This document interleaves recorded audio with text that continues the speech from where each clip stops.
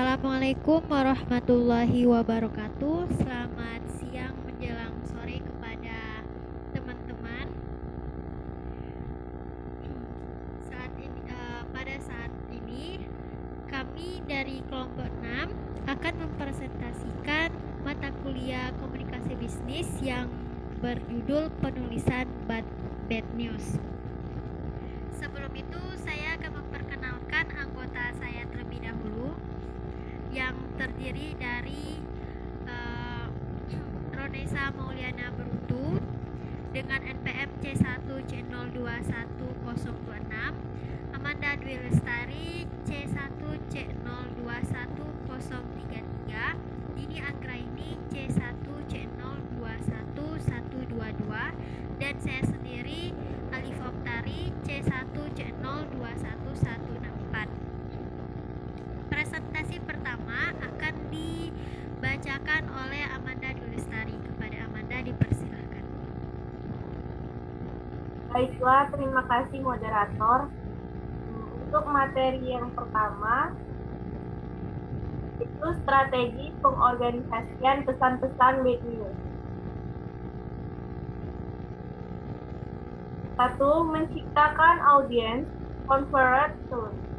Nada atau intonasi dalam penyampaian bad news mampu memberikan kontribusi yang cukup penting bagi efektivitas penyampaian pesan bisnis. Tujuannya yaitu 1.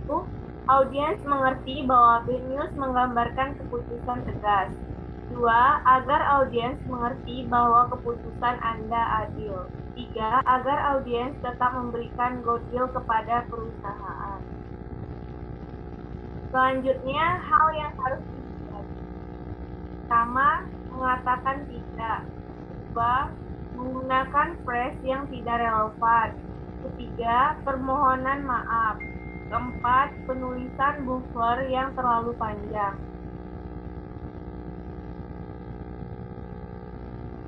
Memilih perencanaan organisasional. Terdapat dua, yaitu pendekatan tak langsung dan pendekatan langsung. Pendekatan tak langsung terdapat 4 bagian penting, yaitu membuka, alasan pendukung untuk keputusan-keputusan negatif, pernyataan bad news, penutup yang positif dan bersahabat. 2. Pendekatan langsung. Pendekatan langsung dapat diterapkan jika penerima pesan menyukai pesan langsung ke poin yang dituju. Pesan tersebut mempunyai pengaruh yang kecil terhadap si penerima pesan. Pesan disampaikan secara empati. Baiklah, selanjutnya saya kembalikan kepada moderator. Terima kasih kepada Amanda Dwi Lestari. Selanjutnya akan dibacakan oleh rekan kami, yaitu Dini Anggraini. Kepada Dini dipersilakan. Baik, terima kasih moderator. Materi yang kedua yaitu mengkomunikasikan informasi dan jawaban negatif. Next.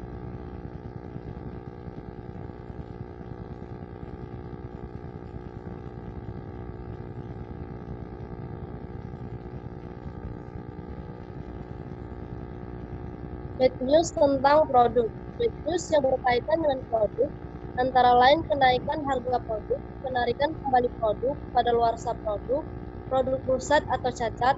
Bagi pelanggan bad news tentang produk tentunya memberikan dampak negatif bagi mereka. Oleh karena itu, penyampaian bad news tentang produk perlu mempertimbangkan dampak negatif yang ditimbulkannya. Terkadang mengkomunikasikan berita, khususnya bad news, bisa menguras pikiran dan emosi. Pastikan Anda mengkomunikasikannya dengan efektif agar bad news dapat diterima dengan baik dan tidak menimbulkan dampak yang tidak diinginkan. Next.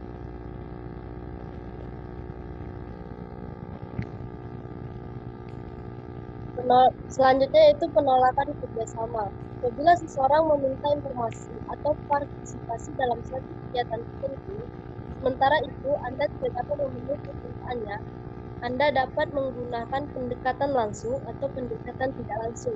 Dalam dunia bisnis, menjalin kerjasama dengan pelaku bisnis lain merupakan hal yang seharusnya dilakukan untuk lebih memperkuat jaringan pemasaran suatu perusahaan. Namun dalam praktiknya bisa saja terjadi suatu penolakan kerjasama bila mana bentuk kerjasama merugikan di pihak lain. Next. Penolakan undangan. Bila harus mengatakan tidak atas sesuatu undangan teman bisnis, kita dapat menggunakan pendekatan langsung dan pendekatan tak langsung. Menggunakan kedua pendekatan tersebut sangat bergantung pada seberapa dekat hubungan Anda dengan pihak lain. Apabila Anda telah berteman baik dengan si pemberi undangan, maka Anda dapat menggunakan pendekatan langsung. Selanjutnya saya kembalikan ke moderator. Terima kasih kepada Dini Anggraini. Selanjutnya presentasinya akan disampaikan oleh Ronesa Mulyana Brutu. Kepada Ronesa dipersilahkan. Terima kasih kepada moderator. Penyampaian bad news ke pelanggan. Bad news tentang pesanan. Ada jenis bad news yang bisa disampaikan kepada pelanggan Anda, yaitu Anda hanya dapat memenuhi bagian produk yang dipesan, atau Anda sama sekali tidak dapat memenuhi semua produk pesanan tersebut. Bila Anda hanya dapat memenuhi sebagian pesanan produk pelanggan, Anda dapat menggunakan pendekatan tak langsung yang isi paragraf pembukanya adalah good news, bahwa sebagian produk pesanannya dapat dipenuhi. Selanjutnya diikuti dengan tindakan untuk mengingatkan penjualan ulang produk. Berikutnya diakhiri dengan penutup yang mampu mendorong ke arah pemenuhan semua transaksi tersebut. Apabila sama sekali tidak dapat memenuhi pesanan produk pelanggan, Anda masih dapat menggunakan pendekatan tak langsung. Namun paragraf pembuka atau bumper hanya akan menginformasikan suatu penjualan dan menjelaskan alasan Anda mengapa tidak dapat memenuhi atau mengirimkan produk pesanan Anda.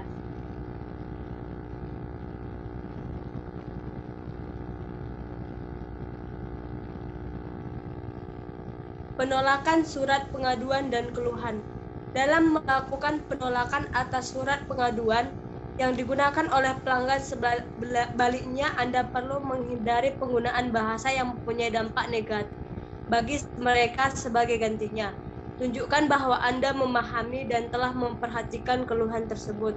Kemudian, jika pengaduan tersebut tidak beralasan, jelaskan secara rasional mengapa Anda menolak secara umum untuk menjawab penolakan surat pengaduan. Mengganti produk. Pendekatan yang dapat digunakan dalam kaitannya dengan penggantian suatu produk adalah menggunakan pendekatan tak langsung. Anda dapat membayangkan penawaran yang menarik. Manakah produk pengganti lebih mahal daripada produk aslinya?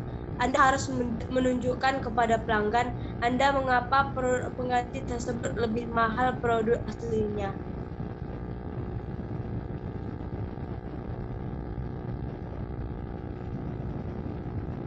Tidak memenuhi pesanan. Kadangkala Anda tidak dapat memenuhi pesanan baik sebagian maupun dengan produk pengganti. Apabila hal ini terjadi, tugas Anda adalah menyatakan secara tegas bahwa Anda tidak dapat memenuhi pesanan dari pelanggan Anda. Pendekatan yang dapat diterapkan adalah pendekatan tak langsung. Salah satu cara untuk menjaga kepercayaan pelanggan terhadap perusahaan Anda adalah membantu pelanggan dengan memberikan informasi di mana suatu produk dapat diperoleh. Selanjutnya saya kembalikan kepada moderator. Baiklah, terima kasih kepada rekan Ronesa Mulyana Brutu. Materi terakhir akan saya bacakan, yaitu tentang bad news tentang orang. Next.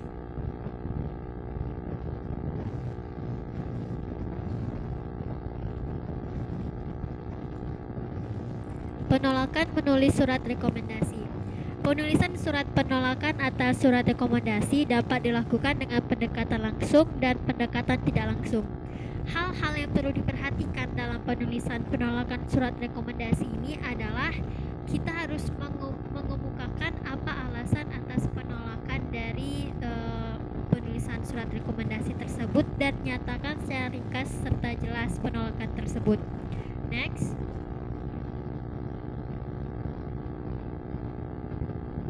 penolakan lamaran pekerjaan.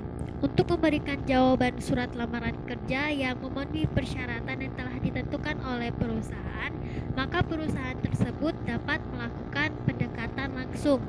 Namun untuk menolak surat lamaran kerja yang tidak memenuhi persyaratan, maka kita dapat menggunakan pendekatan tidak langsung. Selanjutnya,